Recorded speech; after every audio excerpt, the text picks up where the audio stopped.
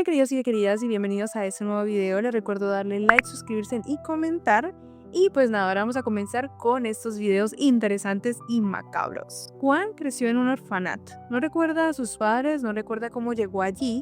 Ese primer recuerdo empieza con una reja cerrándose detrás de él y una mujer diciendo: aquí estarás bien, este es tu nuevo hogar. El edificio era enorme, antiguo, con techos altos y pasillos que parecían no terminar, pues eran pocos niños para un lugar tan grande y desde el primer día entendió que habían reglas invisibles como no preguntar demasiado, no llorar en voz alta y no decir tu nombre más de lo necesario. Entre ellos no usaban nombres, las llamaban por números de cama y Juan era el 17. Una vez Juan quiso preguntar pues por qué no podían decir su nombre y un niño que ya lleva mucho tiempo ahí y pues era un poco más mayor de su edad le dijo: porque cuando saben quién eres empiezan a prepararte. Obviamente a Juan esto le pareció muy extraño y él dijo: ¿cómo así que me empiezan a preparar? O sea, ¿para qué me preparan? Juan obviamente no entendió absolutamente nada de esto que le dijo su compañero hasta unos añitos más adelante. Cada cierto tiempo Juan notaba que habían niños que adoptaban,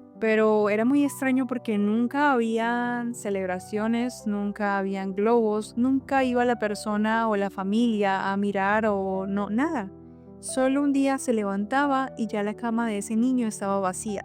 Pero lo más extraño era que los que se iban eran siempre los niños más obedientes, los más callados, los más sumisos, los que hacían caso, decían sí señora, sí señor, los más obedientes. Al fondo del pasillo había una zona donde no dejaban entrar a los niños, decían que era para almacenamiento, pero algunas tardes veían cómo llevaban a ciertos niños allí durante horas. Cuando regresaban, algo en esos niños cambiaba. Ya los niños no corrían, no reían fuerte, caminaban recto, respondían sí señor y sí señora.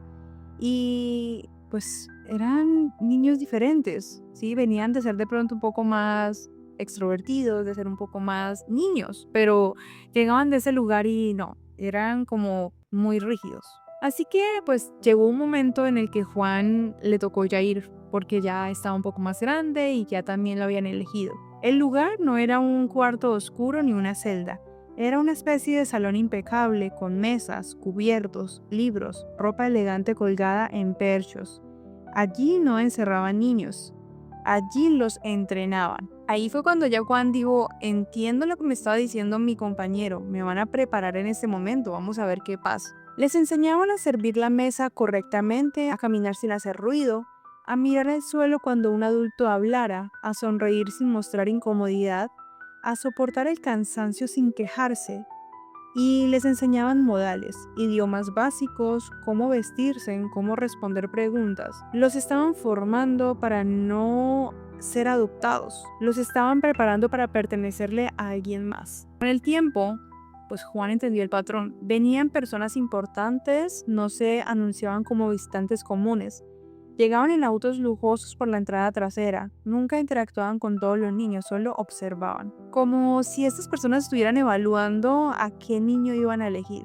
Cuando llegó el turno de Juan, él tenía 11 años. Le dijeron que había tenido suerte, que una familia muy influyente lo había elegido, que se sintiera agradecido. Él llegó a la casa, era enorme, silenciosa, perfecta, demasiado perfecta para ser real. Era algo que él solamente de pronto había visto en revistas o en televisión. Pero Juan no era un hijo, era parte del servicio. Lo levantaban antes que todos. Aprendió a preparar café como a él le gustaba, a organizar reuniones, a atender invitados. Si cometía un error no habían gritos al principio, solo miradas frías. Después llegaron los castigos silenciosos, horas sin comer, encierros en un cuarto pequeño, semanas sin permitirle hablar con nadie.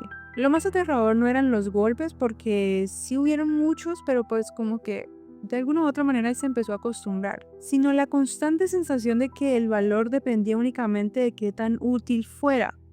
O sea, Juan no era nadie si no hacía las cosas bien o como esta persona, él, quería. Nunca lo llamaban por el nombre. Siempre le decían muchacho, él, chico, así, como muy despectivamente. Una noche escuchó una conversación que lo cambió todo. Hablaban de otro orfanato de nuevos ingresos, de cómo el programa había funcionado por años porque nadie sospechaba de adopciones ilegales. Ahí entendía que no había sido un caso aislado. Un día Juan sacó el valor no sabe de dónde, pero él decide escapar de ese lugar.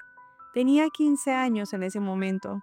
Aprovechó una madrugada en la que la casa estaba vacía por eventos.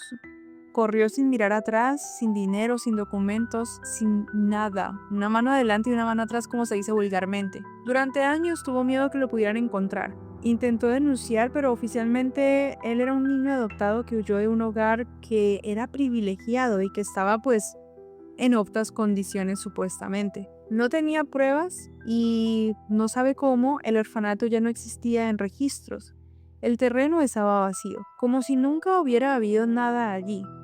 Hoy que Juan es adulto y tiene una vida normal, al menos en apariencia, pero todavía le cuesta decir su nombre en voz alta porque durante años le enseñaron que no importaba, solo algo que podía moldearse, entrenarse y entregarse.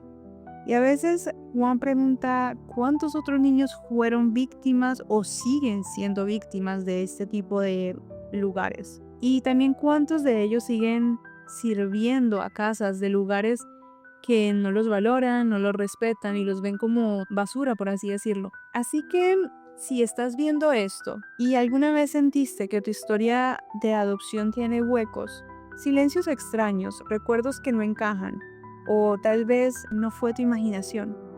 Tal vez hubo un cuarto al fondo del pasillo y tal vez todavía existe. Solo que en ese momento nadie se ha dado cuenta y como nadie se ha dado cuenta, tú estás en el vacío y no sabes cómo expresarlo.